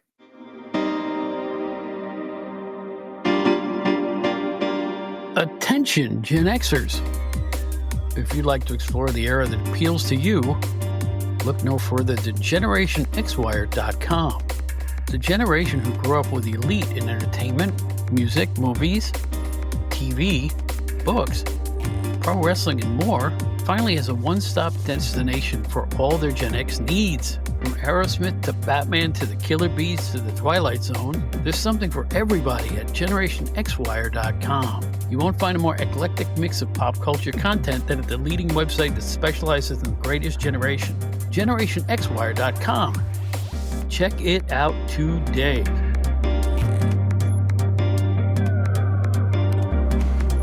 Well, there's another one in the books. We hope you enjoyed this one. We have to address the 800-pound gorilla in the room right now. That gorilla is my health. Recently, I discovered a health problem I didn't even know I had, and I will be facing major surgery in the next few weeks. Now, it's not set in stone, and we're doing some preliminary stuff, but it could be in the cards. Now, I want to tell everybody this is not anything fatal or anything that, is life-threatening, as far as I know. But for now, there is a possibility I may be on my back for maybe as long as 3 weeks. So, in that regard, we may run a couple of shows that you may not have heard before, but will be, for lack of a better term, reruns. And I think we'll pick out a couple of our real classics, maybe from our first year, run them again and see how you like them. It's not the worst idea in the world because we've gained a lot of listeners in the last 9 to 10 months who have joined the show who never heard it before. Be on the lookout for that. In any event, maybe I won't miss any time at all. We'll see how it works. Just bracing myself and you for what the possibilities are. I hate talking about my personal life on social media or here. I know a lot of people like to announce everything that happens, including what they had for breakfast that day on social media. I am not that way. I wouldn't say I'm a private person, but I just look at things in terms of priority. Plus, I don't want to burn people with my stuff. So stay with us, will you? That's basically what I'm trying to say here. Hang with us. We're going to be around. Write to us, outdatedwrestling@gmail.com. Our website, outdatedwrestlinghour.buzzsprout.com. All of our episodes are there. You can find out about the Outdated Wrestling Hour fan club. It's right there on the page. And listen to every one of our old shows free of charge. No Patreon to listen to us. You can also find our show on WrestleCopia.com. We're part of that network. I'm gonna go. I have to get going. It's been a long show, and I hope you enjoyed it very much. We will be back next week with another edition. Until then, for Mike Leotis and Joe Puccio, and Bob, 20 minutes from now, I say thank you very much. Peace and love, brothers and sisters, as Ringo would say. Peace and love.